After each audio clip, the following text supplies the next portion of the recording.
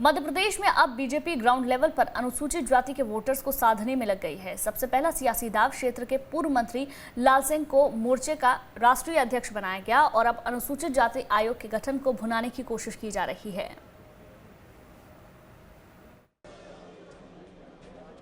ग्वालियर चंबल अंचल की 16 विधानसभा सीटों पर बीजेपी कोई रिस्क नहीं लेना चाहती। पिछली बार पार्टी को यहां बड़ी हार मिली थी। इस बार बीजेपी हर संभव कोशिश में जुटी हुई है। पहला फोकस पार्टी का अनुसूचित जाति वोटर पर है। बीजेपी सरकार में मंत्री रहे लाल सिंह आर्य को पार्टी ने पहले अनुसूचित जाति मोर्चा का राष्ट्रीय अध्यक्ष बनाया और अब सरकार के मंत्रियों के जरिए अनुसूचित जाति आयोग से वर्ग विशेष का कैसे कल्याण होगा, इसका प्रचार किया जा रहा है। माननीय जो केंद्र सरकार में पिछड़ा वर्ग आयोग को शक्तियां प्राप्त हैं, जो उनके कर्तव्य हैं, जिसमें पिछड़े वर्ग का हित होगा, वो मध्य प्रदेश में भी लागू किया जाए। तो हमारे माननीय मुख्यमंत्री जी ने और प्रदेश के सम्माननीय मंत्रीगणों ने उसमें अनुमोदन कर दिया और जो केंद्र सरकार को पिछड़े वर्ग आयोग को संवैधानिक हक प्राप्त है, वही संवैधानिक हक यहाँ भी प्राप्त हो जाएंगे। अनुसूचित जाति के राष्ट्रीय अध्यक्ष बने पूर्व मंत्री लाल सिंह आर्य के सामने प्रदेश की 28 सीटों पर एससी वोटर्स को बीजेपी के पक्ष में करना बड़ी चुनौती है। उन्हें सबसे बड़ी चुनौती उनके घर ग्वालियर चंबल अंचल की 16 सीटों पर मिल रही है। मध्य प्रदेश की जिन 28 विधानसभा सीटों पर चुनाव होने हैं, उनमें 9 सीटें अनुसूचित जाति के लिए आरक्षित हैं, तो 1 सीट अनुसूचित जनजाति के लिए सुरक्षित है। इसके अलावा 14 सीटें सामान्य जाति के लिए हैं। इन सभी सीटों पर करीब 20% दलित मतदाता हैं। चंबल इलाका दलित बहुल और उत्तर प्रदेश से सटा होने के चलते इस इलाके में बीएसपी का अच्छा खासा जनाधार है। पिछले चुनाव में 15 सीटों पर उसे निर्णायक वोट मिले थे। इनमें से 2 सीटों पर बीएसपी प्रदेश में दूसरे नंबर पर रही थी, जबकि 13 सीटें ऐसी थीं जहां बीएसपी प्रत्याशियों को 15,000 से लेकर 40,000 तक वोट मिले थे। लेकिन अब लाल सिंह आर्य को एससी वोटों को साधने का जिम्मा मिला है। देखिए, इनका जो इंक्लिनेशन है वर्ग विशेष का, ये सदैव से कांग्रेस के साथ रहा। बीच में जरूर कुछ समय के लिए पथभ्रष्ट हो गए। मायावती जी और काशीराम जी ने कई प्रकार के प्रलोभन दिए, आज उनका भी मोह भंग हो गया।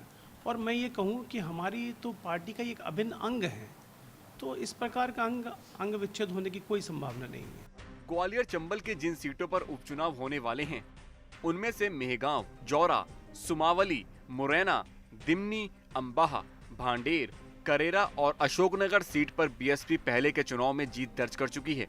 2018 के विधानसभा चुनाव में गोहद, डबरा और पोहरी में बीएसपी दूसरे नंबर पर रही है, जबकि ग्वालियर, ग्वालियर पूर्व और मुंगावली में उसकी मौजूदगी नतीजों को प्रभावित करने वाली साबित हुई। मुरैना में बीजेपी की पराजय में बीएसपी की मौजूदगी प्रमुख कारण था।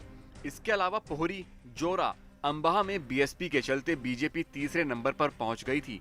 ऐसे में 2018 विधानसभा में दलित की पहली पसंद कांग्रेस बनी थी और इसी के सहारे चंबल ग्वालियर इलाके में बीजेपी का पूरी तरह सफाया हो गया था। ऐसे में देखना होगा कि इस बार उपचुनाव में दलित वोट बैंक किसे सत्ता की कुर्सी दिलाता है। अब देखना होगा कि क्या वाकई में बीजेपी दलितों के वोट में सेंध लगाने में सफल होती है। अगर नहीं हो पाई तो कहीं न कहीं ये चुनाव बीजेपी और कांग्रेस के बीच कांटे की टक्कर का है। Vinod Sharma, news state, Gwalior.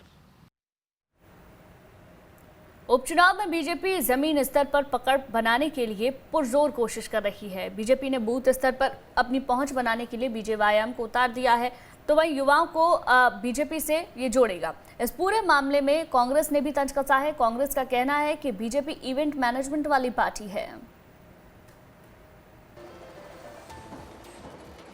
चुनावी रण में हर कोई जीत हासिल करना चाहता है और इसके लिए जो भी राह अपनानी पड़े वो अपनाने को तैयार है। शतरंज की चाल के जैसे चुनाव में सभी पार्टियां अपनी चाल चल रही हैं। बीजेपी ने युवाओं के बीच अपनी पकड़ बनाने के लिए अब बीजेवाईएम यानी कि भारतीय जनता युवा मोर्चा को जमीन पर उतार दिया है। अब ये कार्यकर्ता बूथ स्तर तक प्रचार करेंगे और पार्टी को मजबूत करेंगे। बीजेपी जानती है कि अगर उसे इस चुनाव में जीत हासिल करनी है तो उसे अपनी पकड़ मजबूत बनानी होगी, जिसे लेकर पार्टी कोई भी कसर नहीं छोड़ रही है। अब इसे लेकर कांग्रेस ने तंज कसा है। कांग्रेस बीजेपी को इवेंट मैनेजमेंट वाली पार्टी बता रही है। भाजपा उस चीज़ का प्रचार प्रसार ज़्यादा करती है, दिखावा ज़्यादा करती है, बड़ी बड़ी भीड़ लेकर जाती है, वो भी इस कोरोना संक्रमण काल में, जहां मध्य प्रदेश में 1 लाख से ज़्यादा कोरोना संक्रमित हो गए और 2,500 से ज़्यादा लोग अपनी जानें गंवा चुके हैं। वहीं भारतीय जनता पार्टी सुना है बूथ बूथ स्तर पर जा रही, बड़े बड़े जल से निकाल रही, जुलूस निकाल रही। अरे साहब, बूथ स्तर तक जाने में 4 आदमी भी जा सकते हैं, लेकिन भाजपा सदैव ही इवेंट मैनेजमेंट की पार्टी रही, तो वही आज कर रही है। कांग्रेस अगर सवाल उठाएगी तो बीजेपी चुप कहां रहने वाली है। बीजेपी ने भी उतनी ही जल्दी कांग्रेस के बयान पर कटाक्ष किया है और ये साफ कर दिया कि बीजेपी के कार्यकर्ता लगातार जनता से जुड़े रहते हैं, लेकिन कांग्रेस के पास इस समय कार्यकर्ताओं की कमी है। कांग्रेस पार्टी के पास निश्चित रूप से आज कार्यकर्ताओं की भारी कमी है, क्योंकि उनके ज्यादातर लोग टूट चुके हैं और वो इस बात को जानते हैं कि सोशल मीडिया के माध्यम से वो जल्दी झूठ और भ्रम फैला सकते हैं, जनता के समक्ष नहीं जा सकते, इसलिए ये सब बातें कर रहे हैं। भारतीय जनता पार्टी, चुनाव आयोग जो भी तय मापदंड करेगा उसके आधार पर अपना चुनाव प्रचार निश्चित रूप से अच्छा करेगी।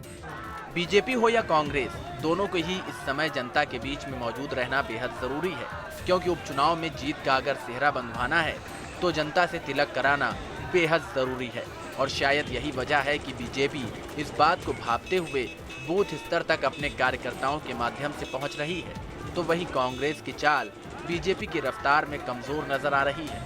अब फैसला जनता के हाथ में है, तारीख भी मुकर्रर हो चुकी है और दिन भी तय हो गया है। देखना होगा कि उपचुनाव का परिणाम किस दल को सत्ता का सुख दिलाता है। उपचुनाव में भारतीय जनता पार्टी के कार्यकर्ता जहां बूथ स्तर तक जाने की बात कर रहे हैं, तो वहीं कांग्रेस इसे इवेंट मैनेजमेंट बता रही है। कांग्रेस का तो ये भी आरोप है कि बीजेपी तमाम लोगों के साथ भीड़ को इकट्ठा कर कोरोना को कहीं ना कहीं आमंत्रण दे रही है, लेकिन वहीं बीजेपी ने भी इसका कटाक्ष किया और कहा है कि कार्यकर्ताओं की कमी बीजेपी के पास नहीं है, जिस पार्टी में कमी है वो बूथ तक नहीं जा पा रही है और यही वजह है कि दूसरे लोगों पर आरोप लगा रही है। फिलहाल देखना ये होगा कि बूथ स्तर तक जाने वाली बीजेपी को कितना फायदा मिलता है और लगातार बीजेपी पर हमला करने वाली कांग्रेस पार्टी को उपचुनाव में कितना फायदा मिलता है। वीडियो जर्नलिस्ट हिमांशु के साथ जितेंद्र शर्मा, न्यूज स्टेट, भोपाल। मध्य प्रदेश में विधानसभा की 28 सीटों पर होने वाले उपचुनाव के लिए बहुजन समाज पार्टी ने 10 प्रत्याशियों की दूसरी सूची जारी कर दी है। इससे पहले बीएसपी ने 8 कैंडिडेट्स की सूची जारी की है। अब तक बीएसपी ने अपने 18 उम्मीदवार मैदान में उतार दिए हैं। इंदौर के सांवेर में बीएसपी ने विक्रम सिंह गहलोत को मैदान में उतारा है, जो बीजेपी के संभावित तुलसी सिलावट और कांग्रेस के प्रेमचंद गुड्डू सामने हैं। ऐसे में माना जा रहा है कि कई जगहों पर मुकाबला त्रिकोणीय होने वाला है।